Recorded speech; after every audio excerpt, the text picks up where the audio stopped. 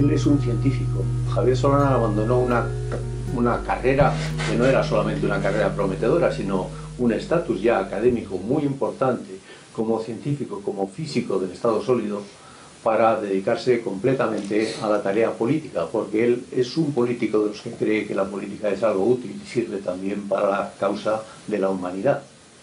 Por eso él dejó de ser físico, bueno, ha sido siempre físico, autor de un buen número de artículos de su disciplina, para meterse y dedicarse exclusivamente a la política. Como sabéis, pasó por un buen número de puestos ministeriales, yo coincidí en alguno de ellos con él. Fue ministro de Cultura, portavoz del Gobierno, ministro de Asuntos Exteriores, él es el responsable de la LOCSE, entre otras leyes que son bien conocidas. Ministro de Asuntos Exteriores después, secretario general de la OTAN, Mr. PESC en Europa, y hoy profesor, investigador de SADE, conferenciante, asesor y sobre todo personaje y persona de ámbito universal. A mí lo que más me conmueve de Javier es su calidez personal y al mismo tiempo su proximidad. Es una persona que te puede llamar desde el otro extremo del mundo y preguntarte por cómo te va la jaqueca, después de haber estado hablando con el primer ministro chino o de haber salido de una reunión de alto nivel internacional.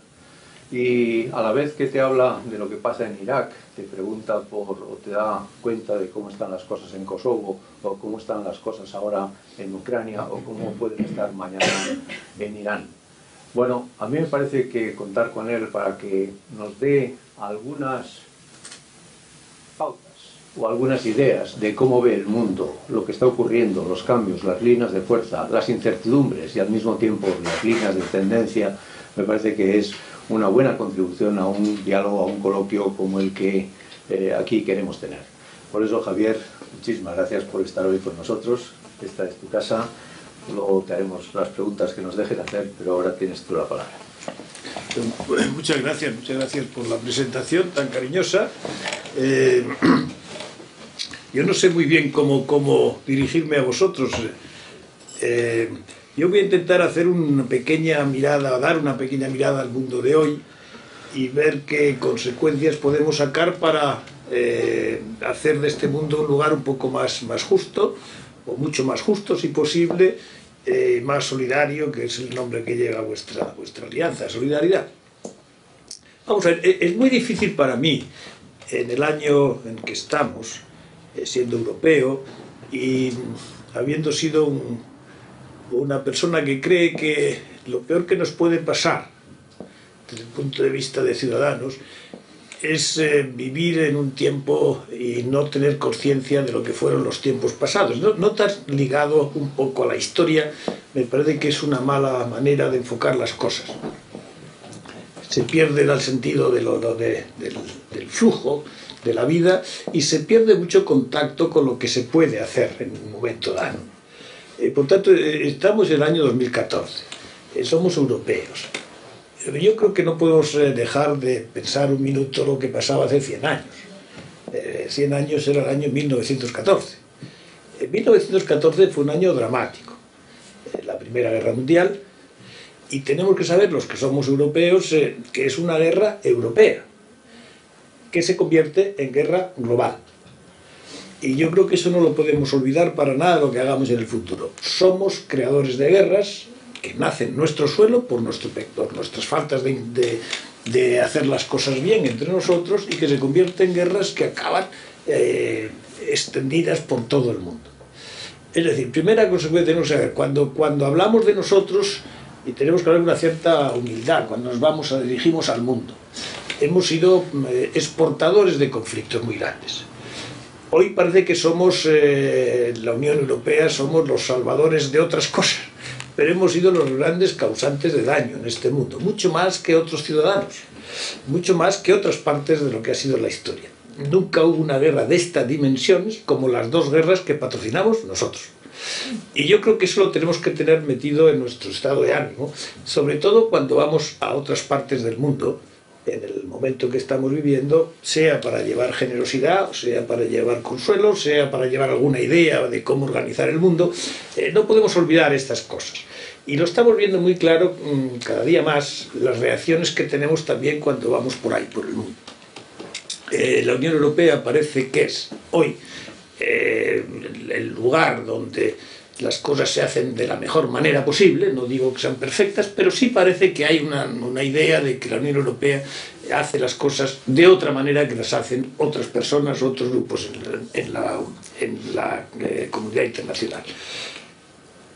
Pero es verdad que también tenemos una carga muy grande. ¿Y por qué lo digo? Porque se está viendo en estos momentos. Vamos a ver. Vamos a coger ese año, el año 14. El final de la guerra del 14 es un momento importantísimo. Hay tres imperios que se desaparecen. El imperio ruso, el imperio austrohúngaro y el imperio otomano. Los tres eran lo que era más o menos, junto con las grandes potencias europeas, el contexto del mundo desarrollado. Y lo demás era el mundo subdesarrollado, entre comillas. Bueno, yo me voy a fijar por unos minutos en el Imperio Otomano. La caída del Imperio Otomano es un drama para el mundo árabe. Siempre habían estado ligados por la vía de los califatos y de repente la nación árabe se encuentra sin apoyo. ¿Y entonces qué pasa? Pues pasa una cosa pues mala también. Pasa que los países ganadores en la Primera Guerra Mundial, en particular Gran Bretaña y Francia, dividen lo que era la nación árabe en 22 países, nada más y nada menos. 22 países que ocupan, que son ocupados y gobernados a partir de ahí por otras personas con otra cultura, con otra historia, que se dedican a generar naciones donde era una nación. En Oriente Medio había fundamentalmente tres naciones. La nación turca, que tuvo su estado, que era Turquía, la nación persa, que tuvo su estado, lo que es hoy Irán, y la nación árabe. Y la nación árabe era ciertamente una nación mandada por califatos, donde se tenía el poder político y el poder religioso a la vez. Todo eso se rompe y aparecen pues, casi 20 y tantas naciones, a veces son 22 las que aparecen después de todo ello. ¿Qué pasa? Pues que cuando viene, me dejáis que luego pase a una fecha posterior, me voy a saltar la Segunda Guerra Mundial, que la conocéis mejor y que la veis, hacéis más fresca, ¿no? Pero después del proceso de la Segunda Guerra Mundial, ¿qué es lo que vuelve a pasar? Vuelve a pasar algo, a mi juicio, muy importante después del proceso de descolonización. Vuelve a tener un cierto sentido el volver a los países o a la forma que había incluso antes de la Primera Guerra Mundial. Y lo que vemos entonces es unos países que vuelven a intentar ser lo que trataron de ser. Y los vemos avanzar librándose de las ligaduras que tuvieron con los estados coloniales y empieza a darse un juego nuevo que está mezclado en la política y en la economía.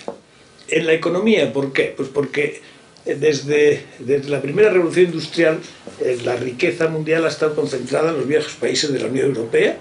Luego la Primera Guerra Mundial, después al final de la Primera Guerra Mundial se va moviendo hacia Estados Unidos. Después de la Segunda Guerra Mundial ya casi toda se mueve hacia el mundo del Pacífico y lo que pasa es que los países que quieren empezar a encarnizarse en este desarrollo económico empiezan a hacerlo. Empieza un proceso que pudiéramos llamar de convergencia.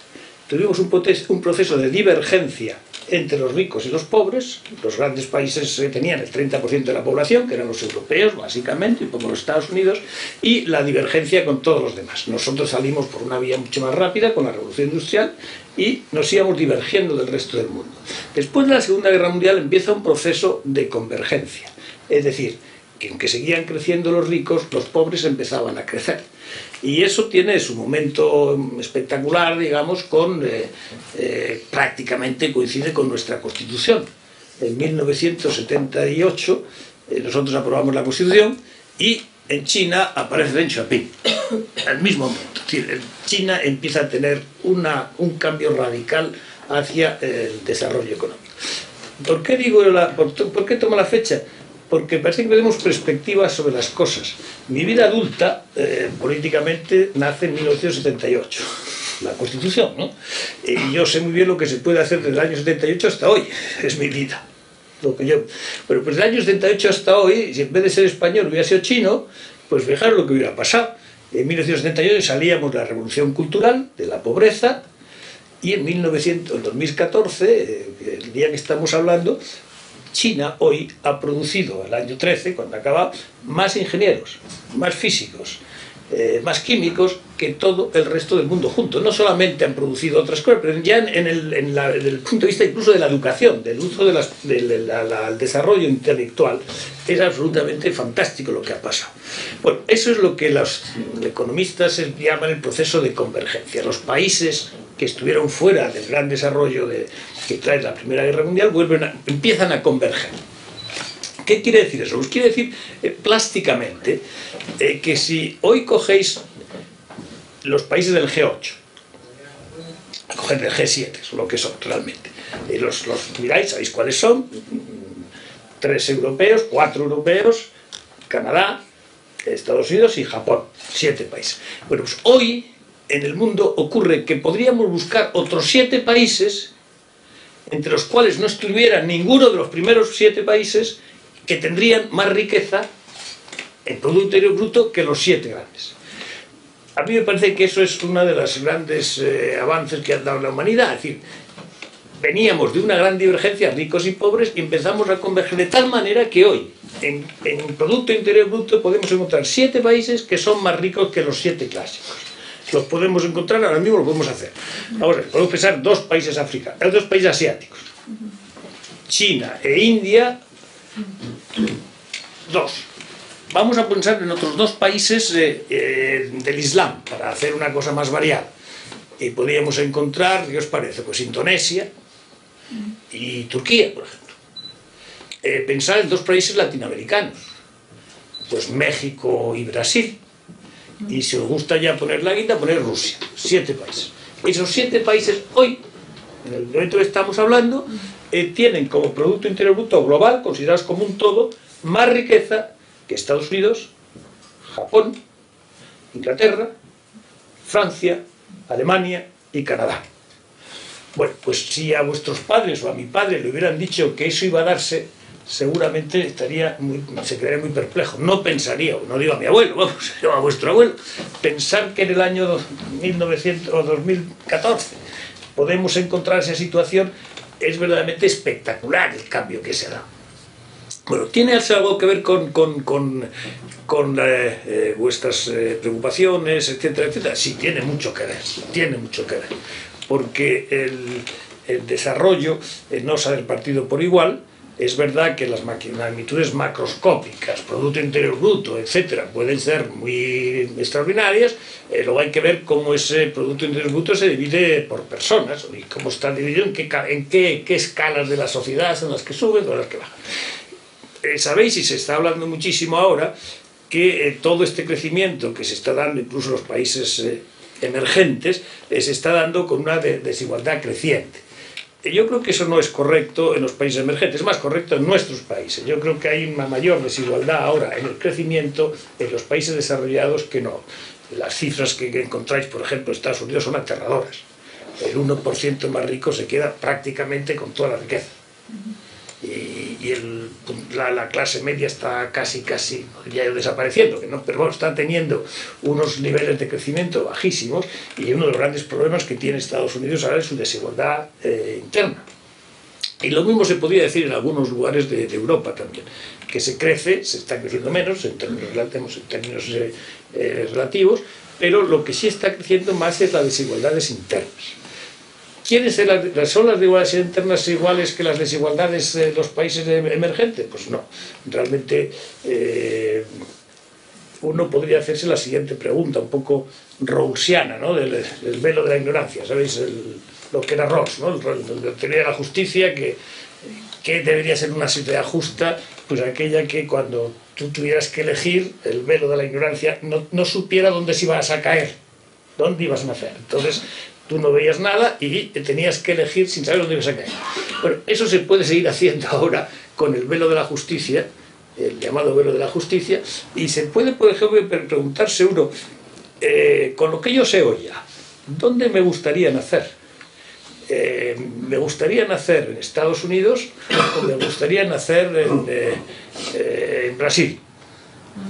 Pues tiene su gracia el pensarlo. Pues depende en qué nivel, en qué percentil de la riqueza ganes el uno. Ser pobre en Estados Unidos o muy pobre en Estados Unidos es muy malo.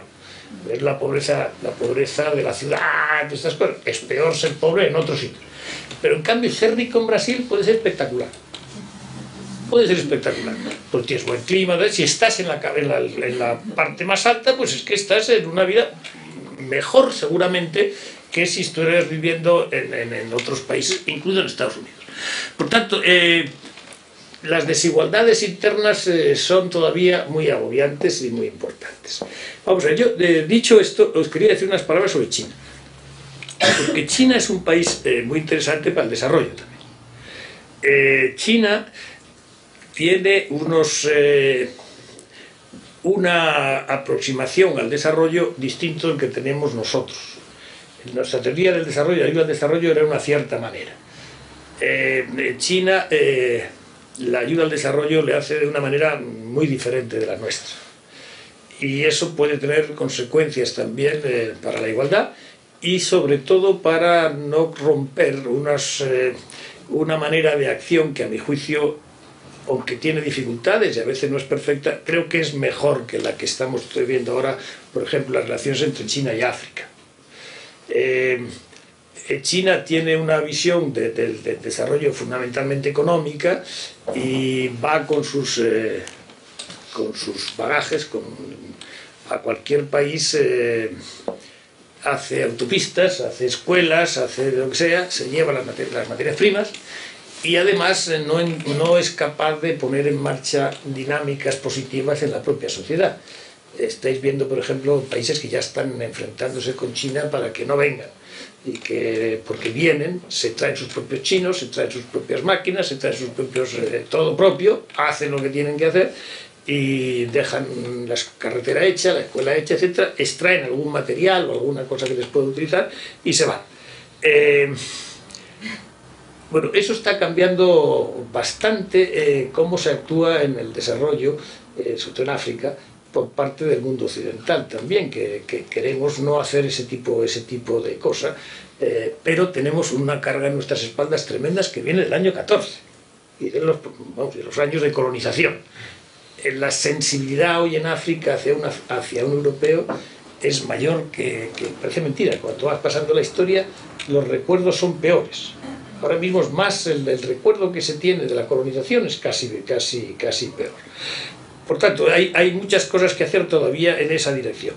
Pero sí, para acabar esta primera intervención, si os parece, yo diría que el mundo ha cambiado enormemente, que como os he dicho, plásticamente lo más importante para ponerlo en un recuerdo, que tenemos un G7 alternativo hoy, un E7, países emergentes 7, igual que países Gs de los años pasados, con la misma riqueza y la misma capacidad. ¿Quieres decir que el mundo es más justo? Sí, es más justo, es mejor. El mundo yo creo que es mejor, lo que pasa es que no es perfecto. El mundo es mejor, y es la segunda cosa que quería decir, desde el punto de vista de la salud. La esperanza de vida es un cambio radical. Las dos décadas últimas han sido espectaculares en esperanza de vida y en disminución de la muerte en el nacimiento, ¿no? Que es uno de los parámetros que se miden que lo sabéis muy bien, con más atención. Por ahí hemos hecho cosas, o se ha hecho cosas extraordinarias. Pero bueno, quedan muchas cosas por hacer y en un mundo más complejo, en un mundo multipolar, donde la política cada vez es más difícil, porque hay muchos polos y esos polos no encuentran la manera de estructurarse. Es decir, los problemas son fundamentalmente globales, las soluciones debieran ser globales y las instituciones o las instituciones fundamentalmente para resolver estos problemas no están preparadas, no existen. Si yo os dijera que hasta hace muy pocos años, hasta la reunión del G20 de Corea del Sur, en el Fondo Monetario Internacional o en el Banco Mundial, el peso de China era igual al peso de Bélgica. Pues no parece razonable que en este mundo global en el que vivimos, en las instituciones que quieren gestionar los bienes públicos globales, los pesos eficaces sean de esa naturaleza, que China pesa lo mismo que Bélgica. No parece lógico, ¿no? Hace unos años se cambió, pero se cambió todavía muy poquito. El gran debate va a ser en el año 2014, donde se va a volver a repensar los pesos relativos de cada uno de los países en las instancias que conocemos de globalización, que son fundamentalmente las de Bretton Woods, Fondo Monetario Internacional y Banca Mundial. En la Organización Mundial de Comercio, los pesos siguen siendo una organización de consenso, por lo tanto no tiene pesos para votar, y de alguna manera el Consejo de Seguridad de Naciones Unidas pues debería también cambiarse. Es absurdo que no haya representaciones, que India no esté, que Alemania no esté, que algunos países que son claves en los momentos actuales pues sigan sin estar en Naciones Unidas. Eso es un paso dificilísimo que va a tardar mucho en darse, si es que se da en durante nuestra propia peripecia vital. Dos palabras sobre los últimos días. Los últimos días, a mi juicio, están siendo mucho más importantes de lo que yo creía. Pues está poniendo de manifiesto la falta de gobernanza en el mundo, de una manera muy clara. Lo que está pasando en Ucrania, por ejemplo, era prácticamente impensable. Hace 10 años, en el año 2004, yo estaba en el mes de diciembre en la Revolución Naranja. Los protagonistas eran casi los mismos. Yanukovych estaba allí, en la mesa. Viktor Yushchenko estaba en la mesa y Yulia Tymoshenko estaban en la mesa. Todos estaban en la mesa. Para hacer cambiar el resultado de unas elecciones que se habían hecho sin la legalidad. Ahí salió todo. Bueno, pues 10 años después volvemos a estar casi en la misma mesa, con las mismas gentes, los mismos líderes, y desgraciadamente con una relación con Rusia mucho peor. La situación con Rusia es gravísima en este momento, la situación Rusia con la Unión Europea y por tanto con un país que está entre medio de los dos, ¿no? La Unión Europea y Rusia. Y yo creo que estas situaciones que cada vez vemos más no tienen solución nada más que con algún tipo de entendimiento con Rusia también. Esto voy a ser un poco heterodoxo. Pero es que lo mismo nos está pasando con Siria. La situación de Siria sigue siendo horrorosa y sigue siendo por una falta de entendimiento con Rusia. En este caso con Rusia y China, pero fundamentalmente con Rusia, que es quien en el Consejo de Seguridad está utilizando el veto. Por lo tanto, tenemos dos ejemplos, a mi juicio, malos, que nos vuelven a retrotraer a la historia, ¿no? La historia de las zonas de influencia que creíamos que estaban superadas después de la Segunda Guerra Mundial. Yo creo que hemos hecho algunas cosas mal y algunos precios altos estamos pagando de cosas que se hicieron mal en el pasado. Pero bueno, lo que hay que hacer es hacerlas bien en el presente y en el futuro. Pero estamos en una situación relativamente incómoda. No estamos en un riesgo de que haya guerras en el sentido clásico del término, guerras entre estados, que no lo vamos a ver afortunadamente, pero sí podemos tener otro tipo de conflictos, no guerras entre estados, pero sí guerras que se convertirán en guerras internas en los estados. Y esto me parece a mí una situación que no estaba, digamos, en el libreto, ¿no? Yo creo que nadie me hubiera dicho que estaríamos en la situación que estamos en un país como Ucrania.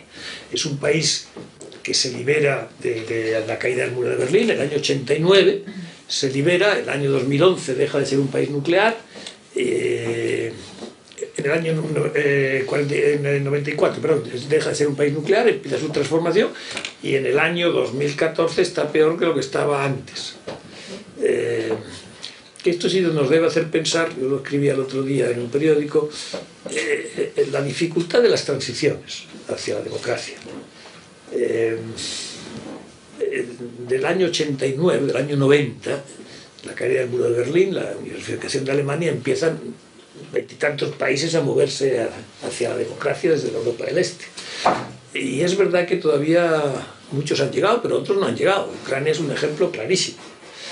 Y claro, cuando eso lo ponemos en paralelo con los países del Oriente Medio, y estamos haciendo análisis muy profundos de revoluciones o de cambios que se iniciaron en el año 2011 y estamos en el año 2014, es decir, la longitud son 3 años, y a la vez los periódicos compiten con transiciones que se iniciaron en el año 1990 y que todavía no han llegado, no se han finalizado, ¿no? De los periódicos de hoy tenéis Ucrania y tenéis Bosnia también. Los periódicos, ya un conflicto mayor expulsa al menor de los periódicos, pero Bosnia está pegándose por las calles, ¿no?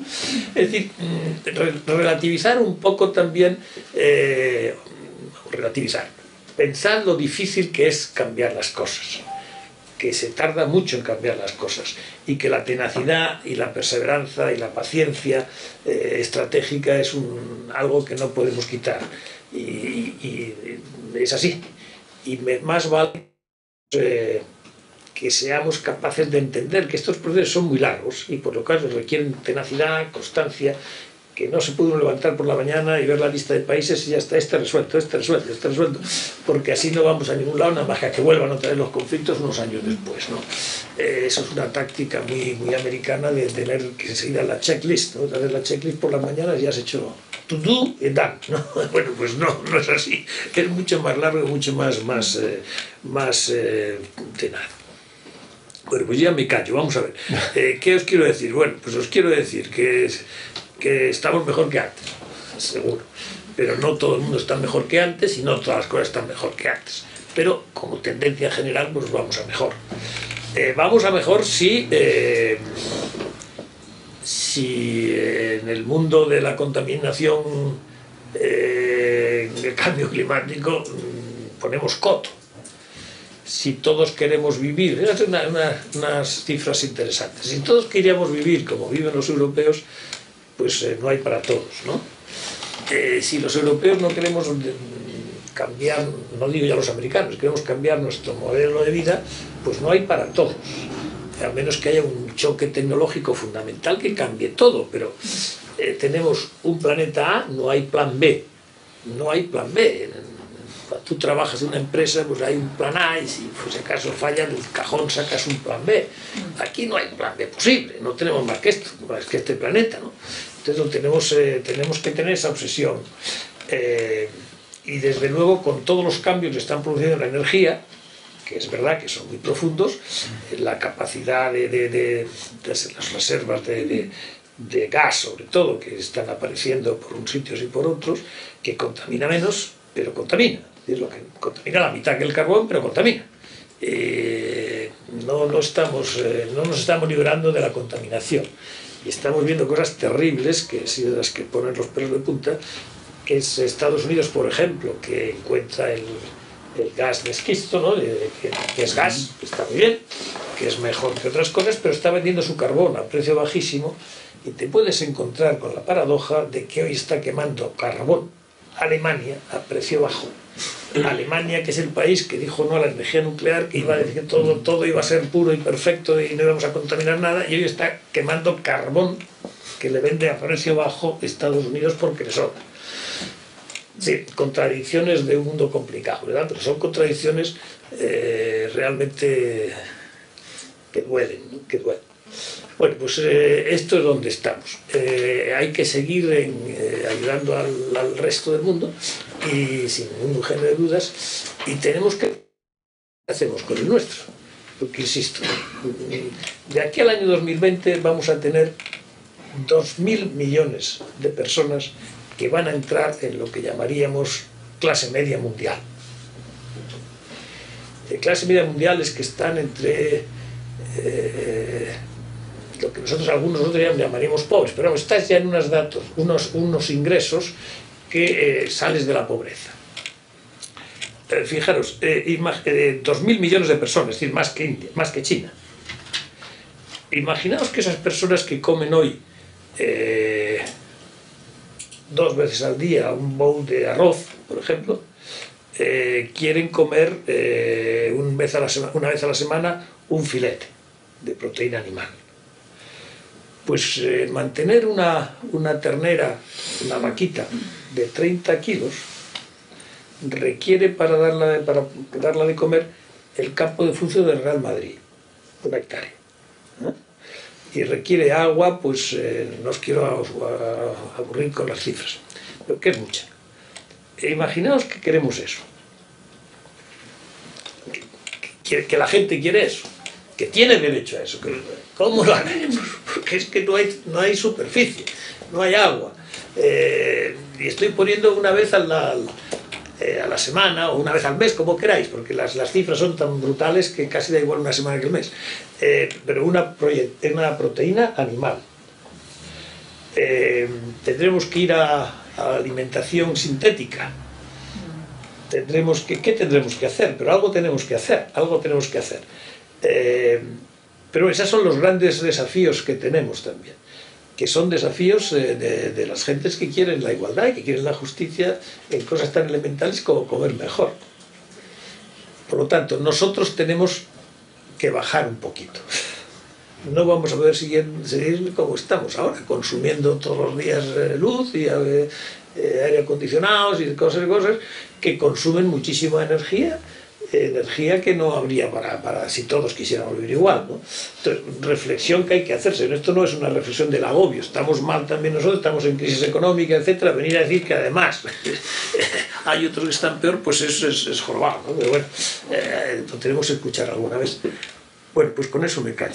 Pues, a vuestra disposición. Bueno, muchas gracias, Javier, gracias por la cantidad de sugerencias que has hecho para el coloquio, y vamos a abrirlo. Si os parece, os pediría a cada uno, aparte de que toméis el micro, quizás por si ha de quedar constancia por allí, el que os identifiquéis al tomar la palabra, así es más fácil también las respuestas. Vamos a ver si podemos encajar unas cuantas preguntas.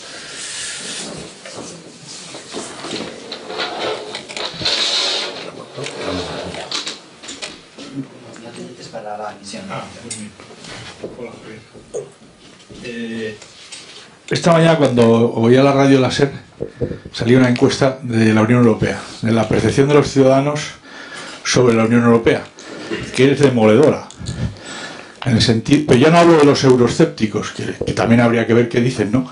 Sino parece que el ciudadano normal hace una percepción, por lo menos en España, de la Unión Europea como que es lesiva para los intereses del ciudadano. Para los mercados, que puede ser buena para determinadas estructuras, pero que el ciudadano la percibe crecientemente como algo que no resuelve sus vidas, ¿no?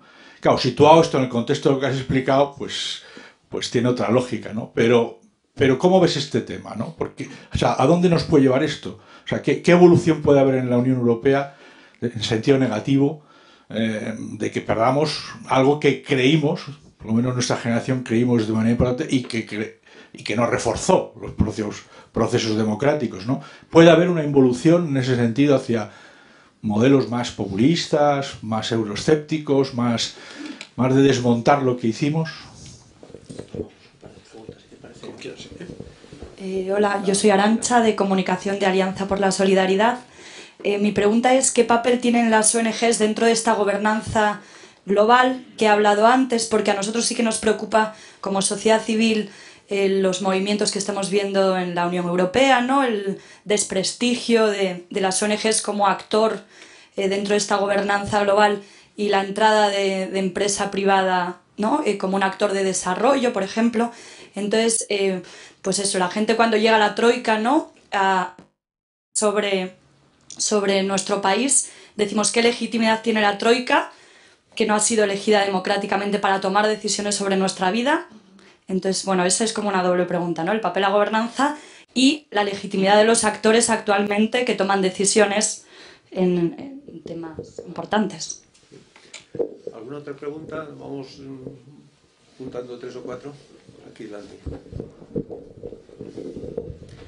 Hola, soy Marta Arias del Comité Español de UNICEF y muchísimas gracias a todos los organizadores por esta oportunidad. Yo quería hacer una pregunta en relación a lo que preguntaba Ramón. Él preguntaba de la Unión Europea hacia adentro y mi pregunta es de la Unión Europea hacia afuera. ¿Qué papel podemos esperar en este escenario cambiante de un actor como la Unión Europea, del que en términos pues de cooperación, de desarrollo, ha sido y sigue siendo, yo creo, un actor con un mensaje fuerte, pero es verdad que también con un mensaje que ahora tal vez es menos creíble cuando, ¿no? Si desde fuera dicen, pero mira tú lo que estás haciendo en casa, ¿qué me vienes a contar? O en términos de la propia capacidad de tener una voz única, etcétera.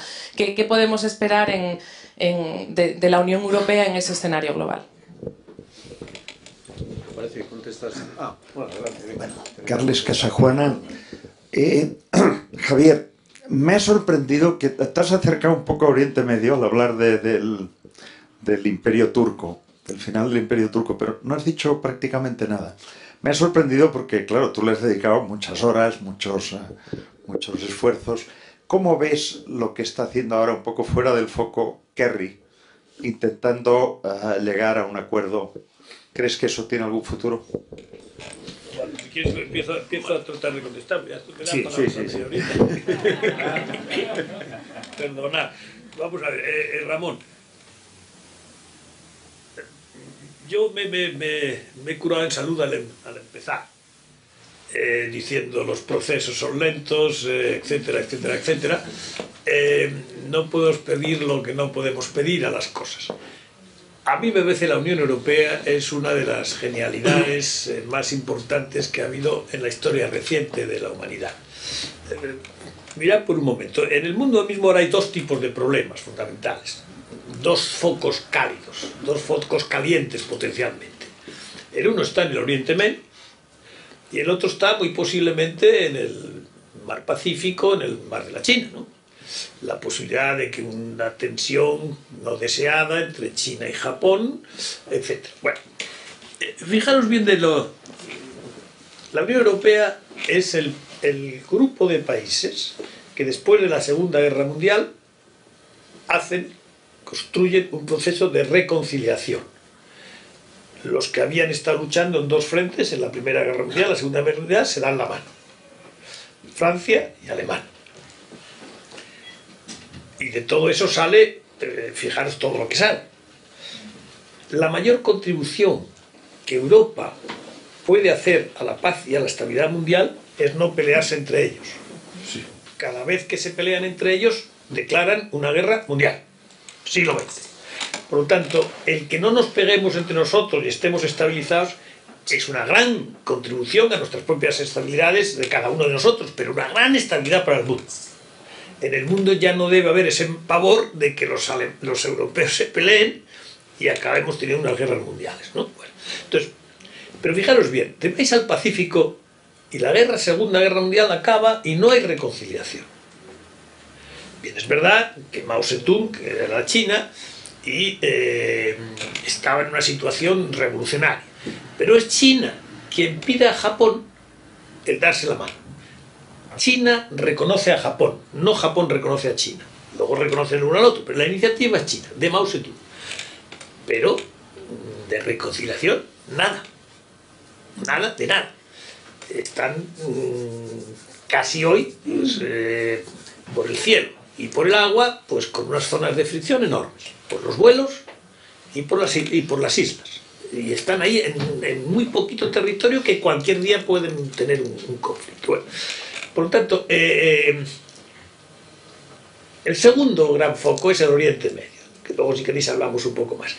Tampoco ahí ha habido reconciliaciones. Y por lo tanto entramos en un mundo reconciliado por nuestra parte americana también, y en un mundo con los focos todavía de mayor incertidumbre. No hablo de África, pero que también se podría decir lo mismo, es otro continente no reconciliado, no reconciliado por nosotros. Seguramente pedimos nosotros la reconciliación, pero ahora cuando están intentando reconciliarse entre ellos, pues como era un poco todo artificial, países tirados con tiralínea, etcétera, pues ven que no hay reconciliación étnica, etcétera, etcétera. Desde ese punto de vista, a mí me gusta hablar bien de la Unión Europea, porque solo desde ese punto de vista ya hemos hecho una enorme contribución a la estabilidad y al bienestar global. Pero es que segundo, creamos una institución que es la Unión Europea, que para mí, insisto, es maravillosa, con todos los defectos que pueda tener, pero estructuralmente maravillosa, el que un grupo de países decidan poner en común tantas cosas. En un mundo globalizado necesitamos instancias regionales que se vayan asociando, porque si no es ingobernable.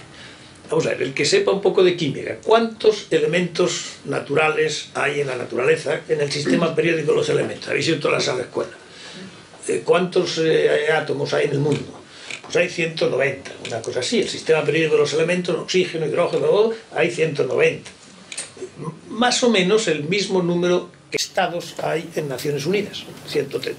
Están por ese mismo, no son exactamente igual, pero salen casi que tenemos. El mundo está hecho de países en número prácticamente igual que todos los elementos de la materia, digamos. Pero, ¿qué hace la materia? Pues la materia inteligentemente no están todos los elementos sueltos, ¿no? Hacen moléculas. Es decir, todo un átomo de una cosa se mezcla con otro y llegas a hacer moléculas muy grandes.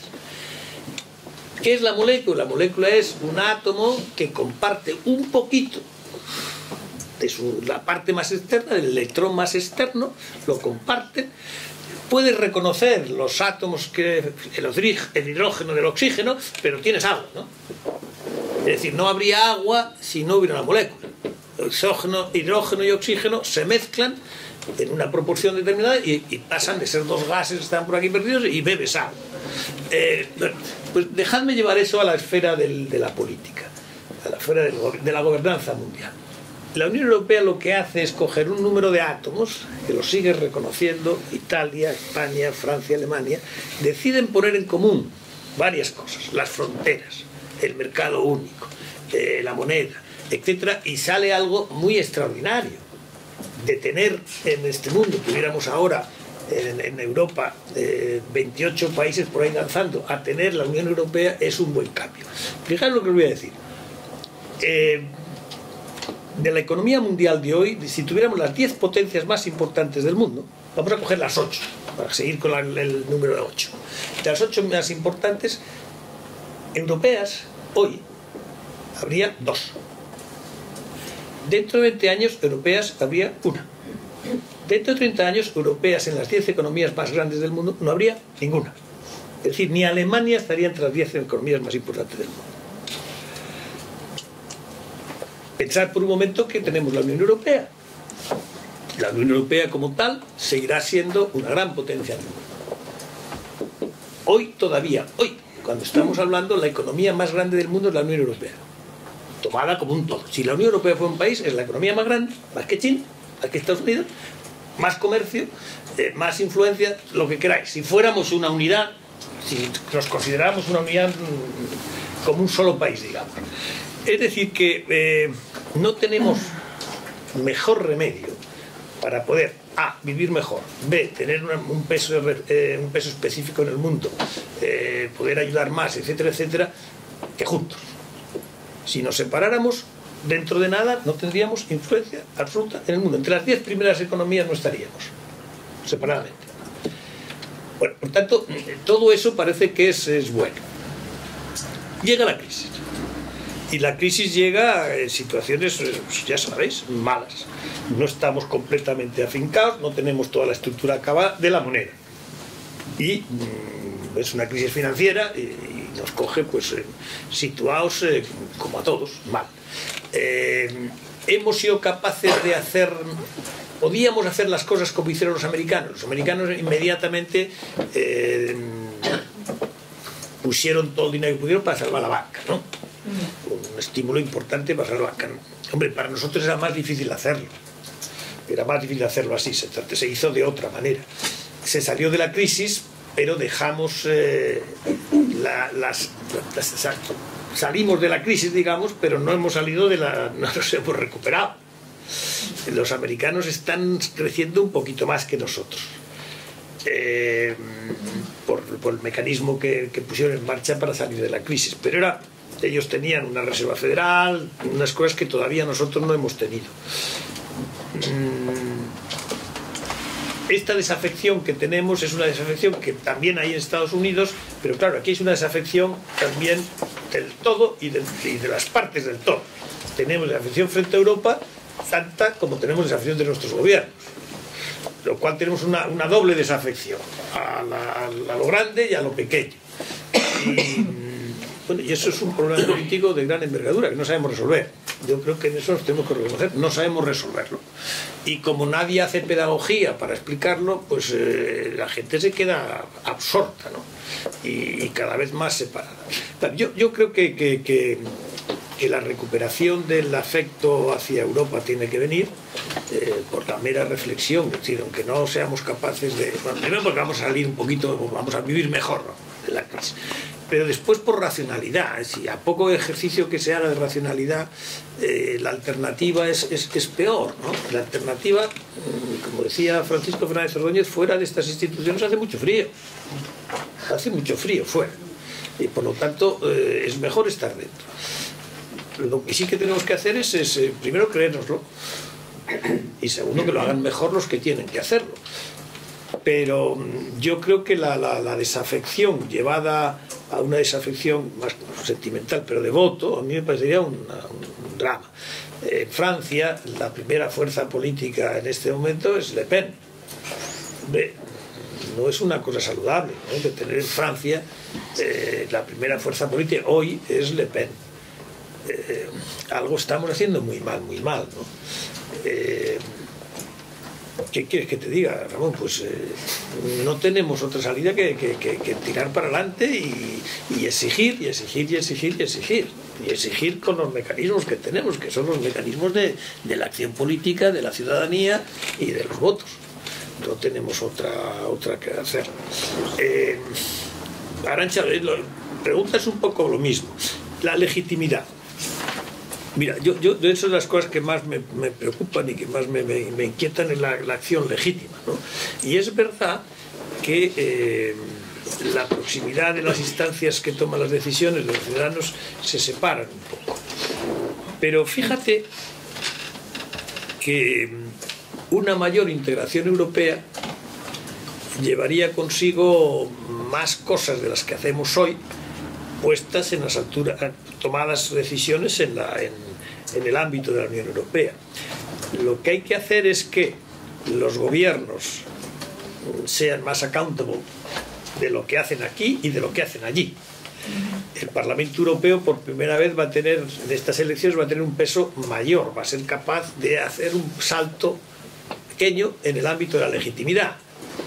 Lo que se vote dará pie a que la presidencia de la Comisión tenga un color más o menos de... Bueno, que es un salto en la legitimidad, no es total, no tenemos un gobierno ni lo va a haber, pero hay un pequeño salto en esa dirección.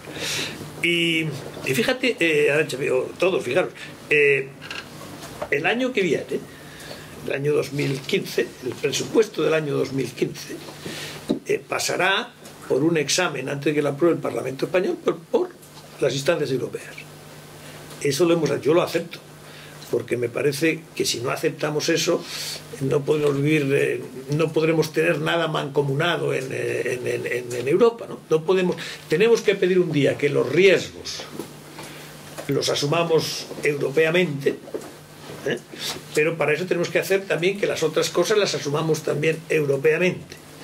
Y que no tengamos separaciones brutales de lo que hacemos unos y otros, sino que haya esa novedad que es el llamado semestre europeo, de todos los presupuestos de todos los países pasan por un filtro que es común.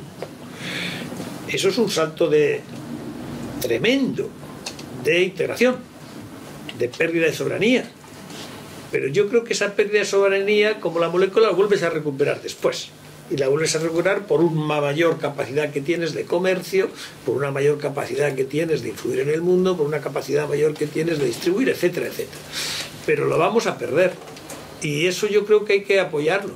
A mí me parece que esas pérdidas de soberanía son pérdidas que, si estás en los órganos que toman las decisiones en el ámbito europeo, serán mejores. Hoy, por ejemplo, si decimos que hubiéramos estado mejor con una moneda nacional, Pues yo creo que no, honestamente, en el mundo de hoy. Fíjate lo que está, fijaros por un momento lo que está pasando con la volatilidad del dinero en el mundo. Los países emergentes estaban hace 6 meses, 7 meses, creciendo, en una derivada positiva de crecimiento. Hay un cambio en la manera de los préstamos que se dan en Estados Unidos por la Reserva Federal, y hoy estamos pensando que China va a crecer menos, Brasil está prácticamente parado en crecimiento, etcétera, etcétera, etcétera. Es decir, los emergentes están pasando por un momento de crisis, por la volatilidad de que un dinero que entró se va, por una gestión que se hace en la banca central de Estados Unidos. Este es el mundo que tenemos de interconectado, ¿no? Yo creo que estar en esa molécula nos debe ayudar a que no nos pasen esas fluctuaciones que están pasando a otros países. ¿Es muy complicado? Sí, es muy complicado. ¿No hay esquemas de gobernanza? Pues no hay esquemas de gobernanza todavía, pero hay algo. Y hay algo de una cierta importancia, ¿no? Lo que tenemos hoy. Tenemos algunas instancias importantes que están haciendo las cosas. Yo estoy contento con cómo está haciendo las cosas. Por ejemplo, la señora Lagarde, yo creo que a otros les puede parecer muy mal. A mí me parece que es de las personas que está haciendo con mayor capacidad de comunicación, con mayor pedagogía, la dirección del Fondo Monetario Internacional. Mucho mejor que algunos antecesores, incluso algún español, ¿no? Bueno, afortunadamente se fue al año y medio, vamos, nos dejó ahí tirados a todos, pero bueno. Yo creo que en esto tenemos que ser... tenemos que tener una... Yo comprendo que es muy difícil, de que yo ya estoy fuera de la edad de tener que montar una familia y todas estas cosas, ¿no? Pero yo creo que es lo mejor que nos puede pasar la Unión Europea, sin ninguna duda. Y lo digo lo puedo decir más alto, pero no más claro. Y nos equivocaríamos si no lo hiciéramos. Y me da mucha pena que no hayamos sido capaces de explicar esto bien y de mantener una confianza en estas instituciones, porque no lo hemos hecho bien, ¿no? Pero que el que no hayamos hecho bien, vamos a ver, no destruyamos las cosas porque no se han hecho bien todo, porque la destrucción de lo que tenemos sería un tremendo drama a mi manera de pensar.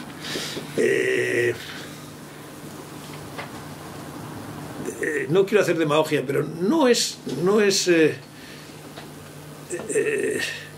debemos dejar pasar por alto que mientras nosotros estamos pensando que las elecciones, perdonad que hable de las elecciones de dentro de 2 meses son irrelevantes, no queremos participar y esto es un rollazo y tal y cual, pues hay gentes que quieren votar para entrar en Europa, ¿no? Hoy estamos viendo eso en las calles, ¿no? Pensemos un poco también sobre todas esas cosas, ¿no? Cómo estábamos nosotros hace años. Todas estas reflexiones son reflexiones de la madurez, pero creo que son reflexiones útiles. Yo las tengo con la gente joven, ¿eh? Voy a los colegios y tal, y trato de contar estas cosas con pasión y con entusiasmo, y porque me las creo y las he visto. Yo he visto, queridos amigos, yo he estado con una persona, físicamente, una persona muy mayor, hace no muchos años, que me dijo, me cogió del brazo y me llevó a un país europeo, del antiguo imperio austrohúngaro, y me dijo, ¿ve usted esa ventana, perdón, ve usted esa casa al otro lado de la ventana? Sí, pues sí la veo, sí, pues en esa casa he vivido toda mi vida. Yo he vivido en 5 países distintos. 5 países distintos quiere decir que las fronteras pasaban por encima de su casa como pasaba el viento. Y por cada vez que pasaba el viento se llevaba la frontera, los refugiados, los muertos, porque había una guerra. Bueno, a mí eso me marcó. Y nunca más eso en nuestra casa, ¿no? Bueno, pues esto lo tenemos que seguir, no olvidarlo, porque es así. Y cuando estamos viendo, no quiero con esto asustar ni nada de eso, porque no es mi papel, ¿no? Pero lo que estamos viendo en Ucrania, yo no creía que no lo iba a volver a ver. ¿En qué sentido? en un choque tan duro entre Europa y Rusia. Fijaros que yo hice, siendo yo secretario general de la OTAN, hice para mí lo más importante que he hecho seguramente en mi vida, que es a la reunificación de la caída del muro de Berlín y la reunificación alemana, llegar a un acuerdo entre la OTAN y Rusia, con Yeltsin. Y fue una negociación que me llevó meses y meses y se llegó a buen puerto. Y eso fue el final de la Guerra Mundial, realmente, ¿no? Ver hoy que no somos capaces de entendernos con Rusia sobre Ucrania me da una tristeza enorme, de verdad. Creía que íbamos a hacer las cosas mejor y que no tenemos que estar en esta situación. Esperemos que se arregle, pero sí os quiero decir que Rusia tenemos que considerarle una potencia europea. No quiere decir que sea de la Unión Europea, pero una potencia europea. Y donde Rusia se puede modernizar es con contacto con Europa. No se va a modernizar en contacto con el Asia Central, que son también productores son de monoproducto, ¿no? Son gas, tal, y por ahí no te... Fijaos que yo les digo a los rusos muchos, no hay nada made in Russia. Hay made in China, en Taiwán, en Indonesia, pero nada made in China. Solo hay el Kalashnikov y el gas. Tienes armas y gas, ¿no? No han sido capaces de salir de esa tremenda trap que es el gas, ¿no? Que es la energía, porque parece que la naturaleza de toda energía ya no tienes que hacer nada más, ¿no? Pasa en los países del Golfo también, ¿no? Pero yo creí que no iba a volver a ver esto, esta tensión entre Europa y Rusia. Yo creo que esto hay que echarle muchas horas y tratar de volver a reincorporar a Rusia en las relaciones más racionales con Europa. Bueno, esto ya me paso por otros sitios. Vamos a quedar un poco de Oriente Medio. Marta, esto sí es interesante. Mira, yo creo que un país se hace por cómo se hacen las cosas dentro y de cómo se relaciona con los demás. Es decir, digamos, la Constitución es cómo nos queremos relacionar entre nosotros y la Constitución hacia afuera, como quieras llamarla, es cómo queremos estar en el mundo, ¿no? Eso le pasa a cada país y le debe pasar a la Unión Europea también. Por tanto, la Unión Europea debe tener su propia Constitución interna, pero cómo actúa en el mundo también te define. Y yo creo que nuestra manera de estar en el mundo nos define. Y por eso hay un cierta, eso sí que lo tengo que decir, hay demanda de Europa en el mundo. China, por ejemplo, no quiere vivir en un G2, es decir, China y Estados Unidos. Querría que hubiera más Gs, porque le gusta, le satisface más cómo actuamos nosotros en el mundo. Nosotros tenemos una obligación con el resto del mundo porque hemos sido países dominantes, ¿no? Es verdad que no solamente se mide el cómo estamos en el mundo por cuántos ayuda al desarrollo damos, que es muy importante, pero también por cómo hacemos otras cosas de evitar la guerra, de ayudar a las estabilidades, etcétera, etcétera. Y creo que esa demanda existe y hay que hacerla real. Esa demanda hay que convertirla en demanda efectiva. Y creo que es necesario y es posible. Mira, en el año 14 vamos a cambiar, se va a cambiar, lo cambiaremos entre nosotros también, como ciudadanos que somos europeos, todo el liderazgo europeo, cae todo, cambia. Cambia la Comisión, cambia el Consejo, cambia el Parlamento, cambia todo.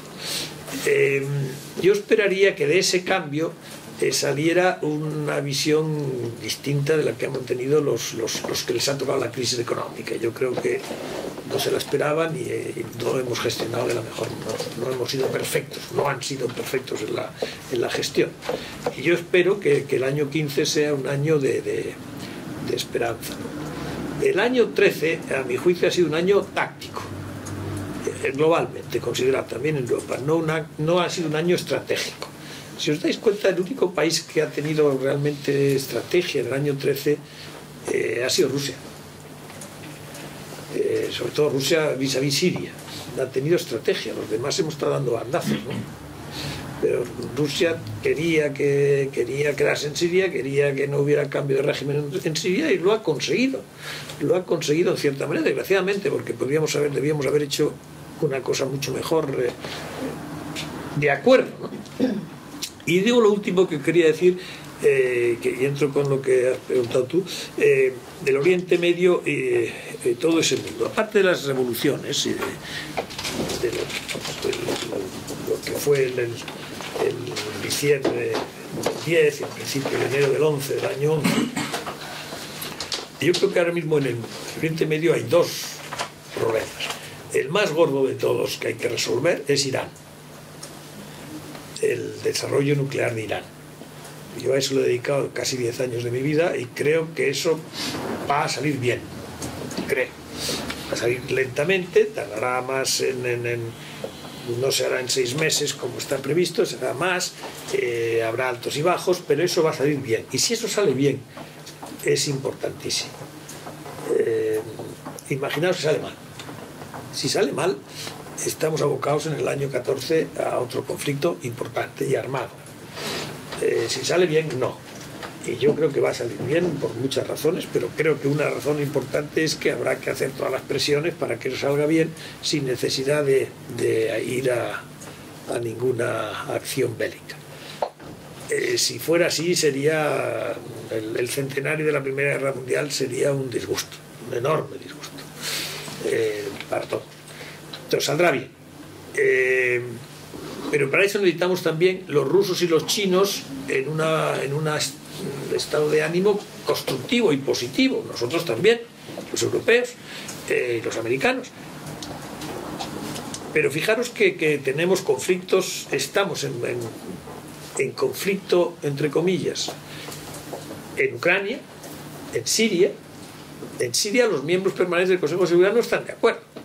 En Ucrania los miembros permanentes del Consejo de Seguridad no están de acuerdo.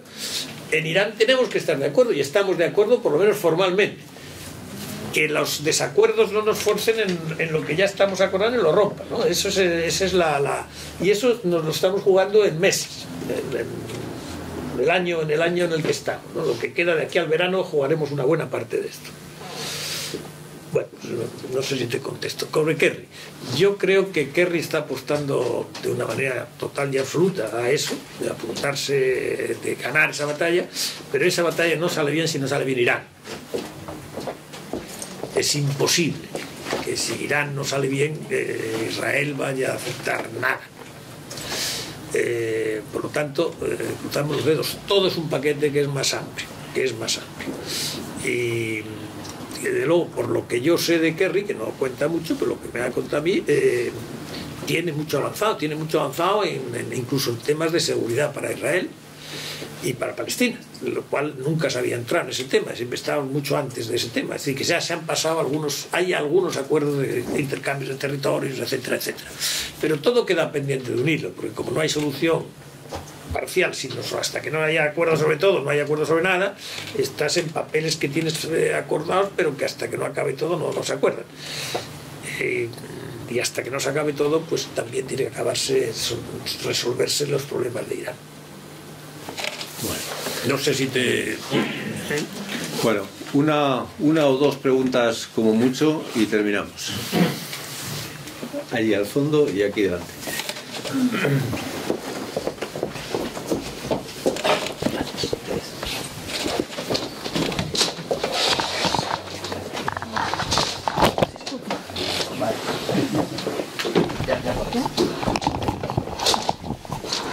Bueno, hola, buenos días. ¿Me oye? ¿Sí? Ok. Bueno... Puedes, aunque no te digas, está... Bueno, mi nombre es... Sí, se te oye muy bien, sí. Sí, mi nombre es Celsa Díaz, soy bioquímica, no represento nada más. ¿Cómo te llamas, espera? Bien. ¿Cómo es el nombre? Que no... Celsa Díaz. Celsa. Bueno, hay varias cosas en las que no estoy de acuerdo y me gustaría saber cuál es su opinión acerca de ello. Usted ha empezado hablando sobre Europa, de que somos los causantes de las principales guerras en el mundo. Yo no estoy de acuerdo en ello porque creo que esas guerras empezaron por intereses imperialistas, por determinados dirigentes, no por las necesidades de las poblaciones. Luego también ha comentado que a partir de la Segunda Guerra Mundial hubo un proceso convergente en el cual muchos países evolucionaron económicamente, industrialmente. Creo que tampoco estoy de acuerdo en ello porque creo que aparecieron nuevos países, pero sigue habiendo una gran cantidad de países que son muy pobres y que están, entre comillas, esclavizados, y que es necesario que estén en esa situación para que el resto de países pueda estar en la situación en la que estamos, o sea, pueda ser más ricos, digámoslo así. Luego también ha hablado sobre las guerras internas en muchos estados, que es una realidad que le preocupa. Le preguntaría si no le parece que esas guerras internas se pueden deber al hecho de que los políticos no están teniendo en cuenta las necesidades de la población, que eso sería interesante tenerlo en cuenta por parte de los políticos. Y bueno, en relación a a la similitud que ha hecho con la química anteriormente, usted ha comparado las relaciones internacionales con la forma en la que los átomos, las moléculas se organizan entre sí. Creo que los átomos y las moléculas se organizan entre sí basados en las leyes de la termodinámica, que son unas leyes que, bueno, se han estudiado basándose en los comportamientos de dichos átomos y dichas moléculas, y que son unas realidades que son tal cual son así. Mientras que las leyes por las cuales se basan los organismos internacionales y la Unión Europea son leyes basadas en los intereses comerciales y en los intereses económicos. Y entonces me gustaría saber si no cree que es hora de realmente crear unos organismos internacionales que se basan, o unas leyes que se basan en las necesidades de la población realmente y no de esos intereses económicos. Pues muchas gracias, Celsa. Vamos a contesto. Lo siento, Vamos, terminamos con esta otra. No, había otra pregunta y ya con eso cerramos.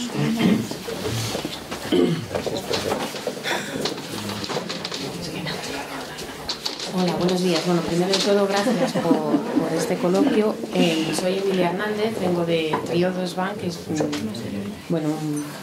desde la banca, pero a mí me gustaría, para poner un punto más positivo hacia el futuro, ha dicho que no lo hemos hecho bien en contar o en la didáctica, ¿no?, sobre qué es la Unión Europea y la importancia que puede tener, pero de aquí al futuro, ¿cuál es el papel de la sociedad civil o cuál es el papel que deberían de tener las ONGs? Porque no creo que solo haya un responsable, ¿no?, o el estamento político responsable, sino que quizá hemos sido un poco todos responsables del papel que le damos ahora a la Unión Europea. ¿Cortamos aquí o...? No sé, ¿hay una última? Una, sí. Venga. Yo más breve, sí, así. Tendréis que ir también. Sobre cuando se refería a que fuera de Europa... María en comunicación, aquí también Alianza. Cuando se refería a que fuera de Europa hace mucho frío y que era una característica, o sea, una necesidad que la ciudadanía primero se lo crea y luego que además los países, la Unión Europea tiene que hacerlo bien. Bueno, entiendo que no es una causa-efecto, ¿no? Pero realmente cuando la ciudadanía creía en Europa, cuando estábamos ilusionados con el sueño europeo, creo que lo que nos construía, la argamasa era un poco los valores fundacionales de la Unión, el respeto a la justicia, los derechos humanos, la libertad, la democracia, etcétera. Entiendo que tiene algo de relación que el abandono de esos valores en la práctica de la Unión Europea, las instituciones no democráticamente elegidas que toman decisiones, que ponen intereses económicos por encima de estos valores propios de la Unión, también contribuyen bastante a la desafección ciudadana. ¿Cree usted que para esa vuelta a la ilusión, en ese cambio, yo creo que es un futuro esperanzador, si pinta un cambio en el escenario inmediato del año 2015 de la Unión Europea, puede que una vuelta a esos valores, una recuperación de esos valores en la práctica contribuyera a recuperar la ilusión de la ciudadanía y a volver a cohesionarnos como estructura? Empiezo por ti, Celsa, que no estás de acuerdo. Estás de acuerdo en más de lo que crees, ¿no? Conmigo, vamos a ver.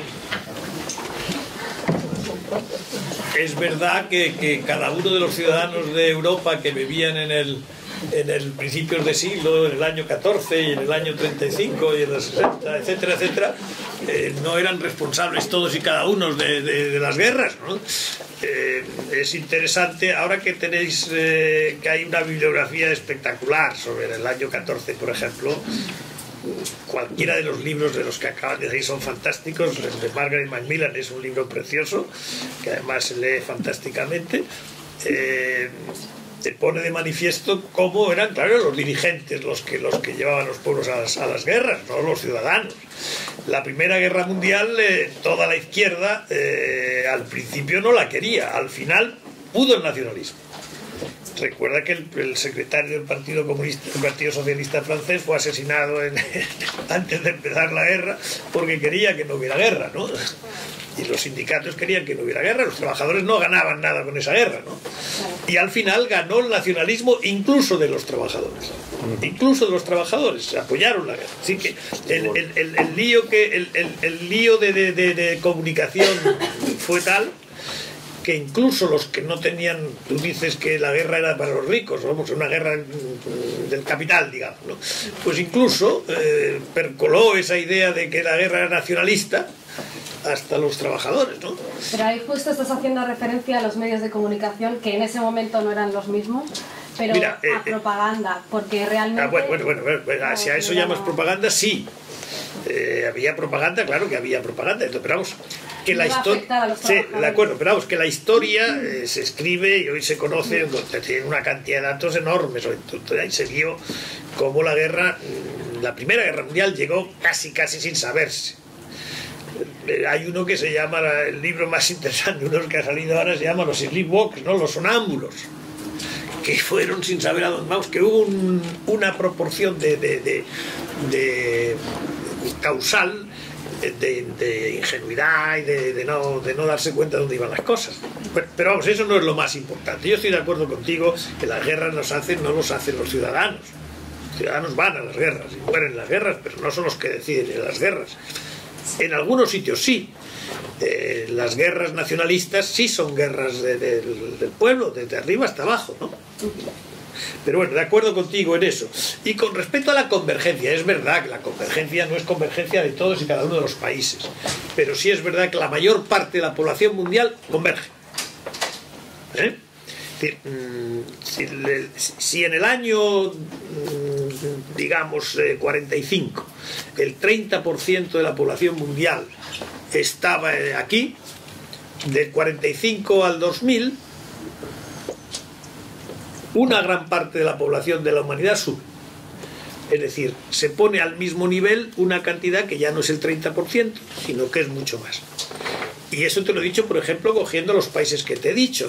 No quiere decir que todos los ciudadanos en Indonesia vivan como viven en la media europea, ¿no? No lo digo eso, pero que han convergido no hay duda. Pues eso es que no lo podemos discutir. Vamos, podemos discutir si quieres, pero los datos están ahí, ¿no?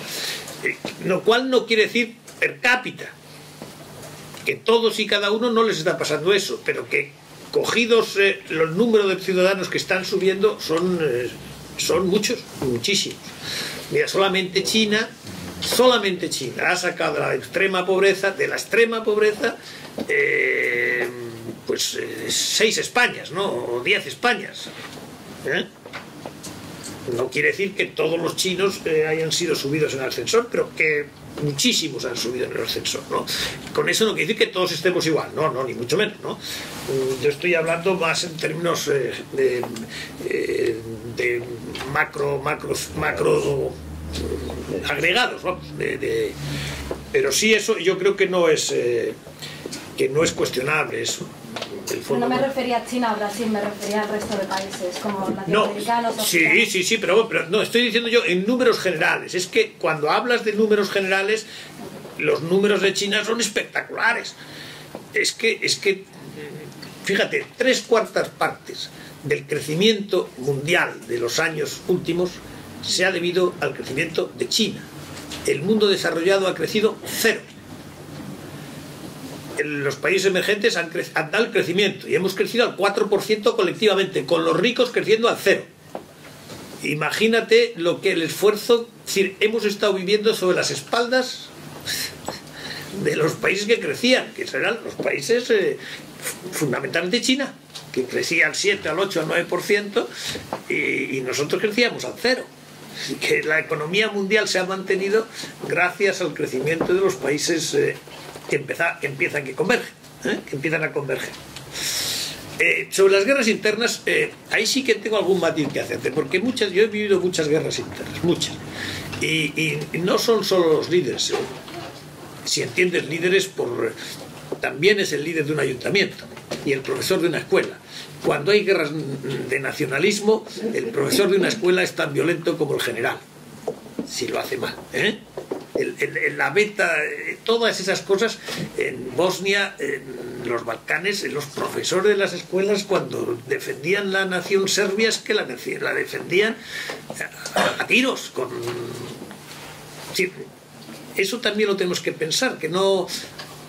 Y estas guerras son guerras étnicas, guerras intraestados, son guerras civiles, y las guerras civiles, entre comillas, no son solo guerras de las élites. Bueno, sobre la termodinámica, ahí te voy a corregir un poquito, ¿no? La termodinámica es una ciencia de valores medios, por lo tanto no la apliques a esto, aplícala a otras cosas, pero no a esto. Y es verdad que están haciendo una metáfora, no me lo saques, pero vamos, no son leyes de la termodinámica las que se aplican. Oye, muchas gracias, Celsa, por las preguntas, que no sé si te las estoy contestando, pero mi intención era contestártelas. Emilia, yo creo que el término que a mí me gustaría dejar es el término ciudadanía. Yo creo que, mira, la Unión Europea se construyó en una operación política de arriba a abajo. Que es de la única manera que se podría construir. La reconciliación se hizo por las élites. Eso luego percoló hacia abajo. Pero lo que no tenemos es sensación de ciudadanía europea. En la presidencia del gobierno en el que yo formaba parte, la primera presidencia que tuvimos de la Unión Europea, llevamos a las conclusiones de nuestra presidencia el término ciudadanía europea, que no existía. Se pusieron en marcha los Erasmus, todas estas cosas que son algo más que de arriba abajo. Es conocimiento, mezcla, todas estas cosas de gentes, es llegar a tener el sentimiento de una ciudadanía europea. Eso tardaremos mucho en sentirlo, pero habría que intentar construir eso, al menos no hacer todo de arriba abajo, sino algo de abajo arriba también. Por ejemplo, las organizaciones no gubernamentales europeas, los partidos políticos europeos, las universidades europeas, algo de eso, algún salto cualitativo tiene que darse en esa dirección, de la sociedad civil más europea. A mí eso es lo que me gustaría trabajar en el tiempo que me quede. Ciudadanía europea a mí me parece que es absolutamente fundamental. No es fácil, y no tiene por qué ser ciudadanía europea full stop, punto. Ir hacia la ciudadanía europea, avanzar hacia la ciudadanía europea, a mí me encantaría poderlo ver. Y eso está en nuestras manos, ¿no?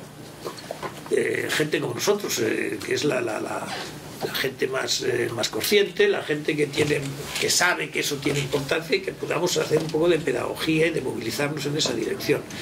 Yo eso sí creo que es fundamental. Estoy totalmente de acuerdo contigo. María, los valores. Yo creo que los valores no han cambiado. Los valores... en Europa ha habido valores... Mira, Europa ha sido capaz de llegar a las cotas más altas donde la mujer puede describir lo más sublime. Las cotas más altas de lo sublime lo han hecho los europeos. La música, la poesía, tantísimas cosas maravillosas que han sido patrimonio de la humanidad.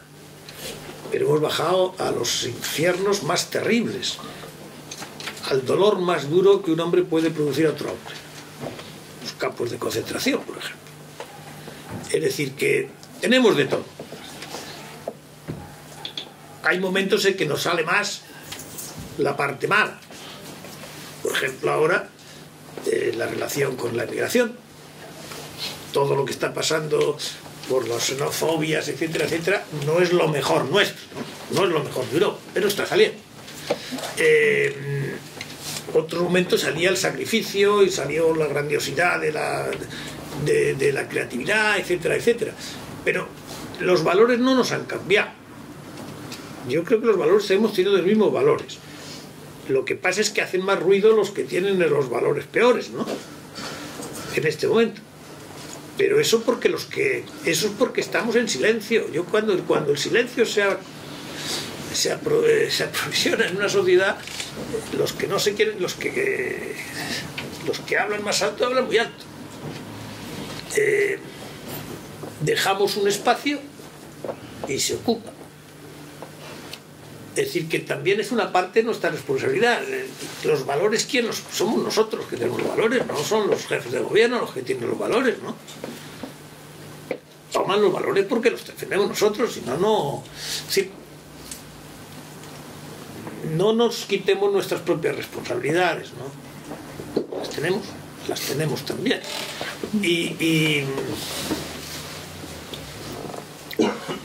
Bueno, no me quiero ir con esta reflexión, pero sí asumamos nuestras responsabilidades, ¿no? Busquemos los consensos, busquemos la solidaridad.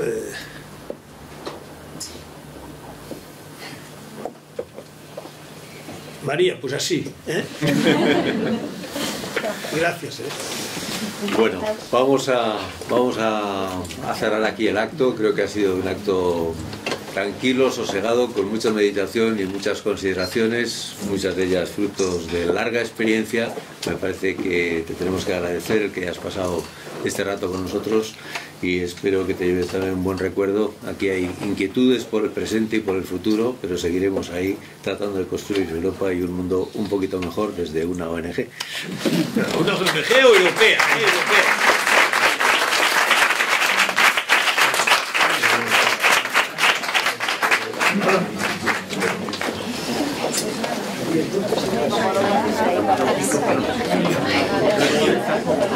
Gracias.